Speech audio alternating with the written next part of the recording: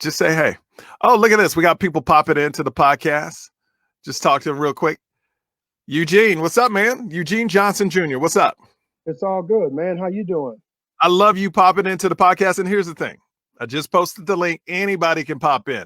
I love talking to the people that listen to the show and that watch the show. Where are you from, Eugene? Man, I'm from Houston, man. I hear that you just mentioned Houston. Yeah. What part? I'm from Southwest Houston by Sugarland or Richmond. Oh, okay. Okay. So how is Houston right now during the pandemic? My parents still live out there. I mean, they say at least people are wearing masks, but it's not as bad as LA. No, man, it's good out here. I mean, I do what I'm supposed to do. I wear my mask and keep my distance. I'm a fitness trainer. So, I go and I train people at their homes and those types of things and outside boot camps and those things. So we keep our distance and everything. And, if we just abide by what we're supposed to do, we'll be fine. Now, Eugene, all the time on the podcast, I talk about positivity and love. Give me some positive. Like, I don't know you. We just met. You just hit the link, jumped in the podcast. Tell say something positive that's going on in your life, or maybe a story to uplift the people that are watching this. Well, one of the things I do, I work with men. I have a passion to working with men, working with males, and helping them understand the definition of what a man is. If we don't know who we are as men, how can we fulfill our position while we're here on earth? So for us as men and as women, for women to know what it is to look for in a man, it's important to know the description. Just like a job description, when you get hired for what you do, you need to know what your position is as a male and as a female. And it only one definition that comes from the Word of God. So my encouragement is for us to know who we are and who we belong to, because what we have been told has been a falsity.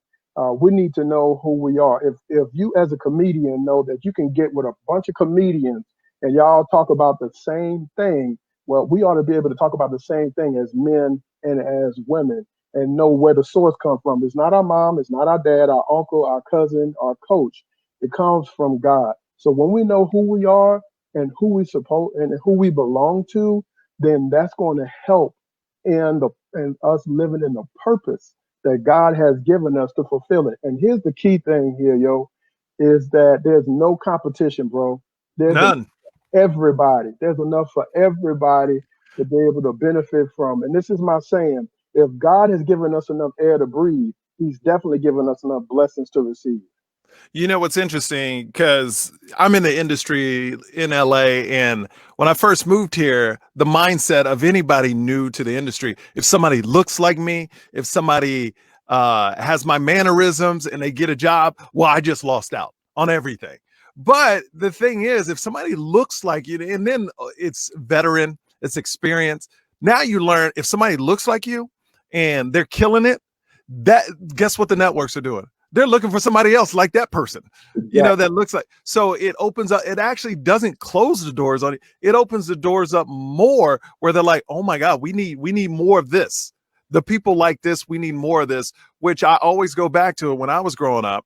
In 1967, interracial marriage became a law in America. A lot of people are shocked by that, but that's when it was actually legal in all states of the United States for interracial couples to get married. I used to wonder why I never saw interracial kids like me at school. Like, you would have black kids, you would have Latin kids, but you never had mixed kids. And then just 2 years ago, I found out, because it was against the law. That's why, you know what I mean? So it's a thing now and that leads to this. That leads to now when you turn on TV, you see all these interracial couples on TV. You see the mixed kids. And for the first time in my life, I feel represented. So it's actually opening the doors. Now that I see more interracial people on TV, it's opening the doors for more. And like I said, like you said, when somebody you feel takes something, it just gives you more opportunity. It's not a competition. It's never a competition, man. It's never been a competition. Eugene, man, I appreciate you checking out the Morning Yo, man. And check in anytime. I'm on every day. I'm going to start doing this every day. So you're positive. I love what you got to say. How can people follow you? Tell them. Yeah, you can go to Eugene Johnson Jr. in-home personal training. And for men and women, if you want to know what I'm doing, go to www.eugene M2M Let's Talk.com. So you'll know what we're doing to be able to support that. M2M I love it, man. M2, let me see that shirt again so people can see it.